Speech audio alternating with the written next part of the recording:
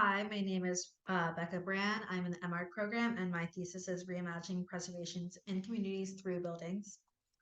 So I'm not going to read my statement, but basically, I'm taking this building in Bushwick. It's 670 Bushwick Avenue.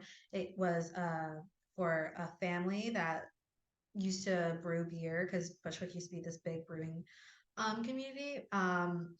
But that slowly declined as well as the neighborhood and this kind of house. It's now kind of it's apartment buildings, but it has a lot of violations against it, and there's a lot of things going on.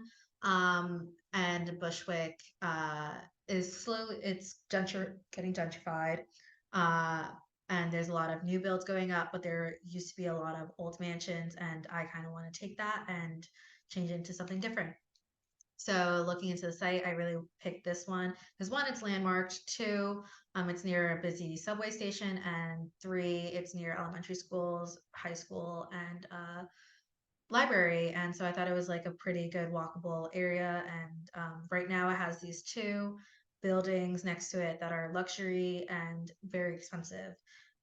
So it has this kind of pressure hold to it. So this is the site. The building is across the street from these historic looking buildings that the community wants to have become a historic district, but the LPC isn't necessarily answering to that. And also looking at the house itself, it's kind of gated and pretty uh, unaccessible, and I kind of trying to change that to make it more accessible. So last semester, I was in an environmental justice class, and I was working with this group called Apunte, and I really like their mantra and everything that they stand for. So I'm kind of using that as like my client for this building.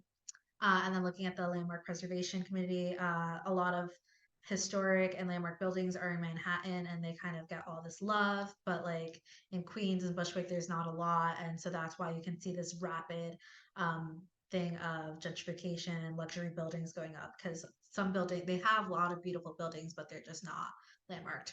And then going into program, going back to El Puente, they have this green light district that is in focus in Bushwick and in East Williamsburg, and they have 5 key points: affordable living, arts and culture, environmental justice, green spaces, education, and health and wellness. And I'm using that as a program for my building. So kind of using their mantra and stuff like that and trying to figure out how do I put this into a building.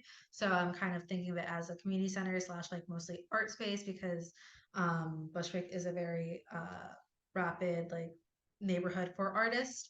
And a lot of kids that go to the elementary school and high school are kids of color, and they don't necessarily have that experience or uh, area where they can do that. So this kind of goes with it. And so kind of going into the semester, I didn't really want to go into Rhino. So I've been using sewing and watercolor to show my techniques. So looking at the whole site itself, I really was trying to look for green spaces and using pathways for that. And at first it was kind of random. Then I remember they do a lot of like theater stuff.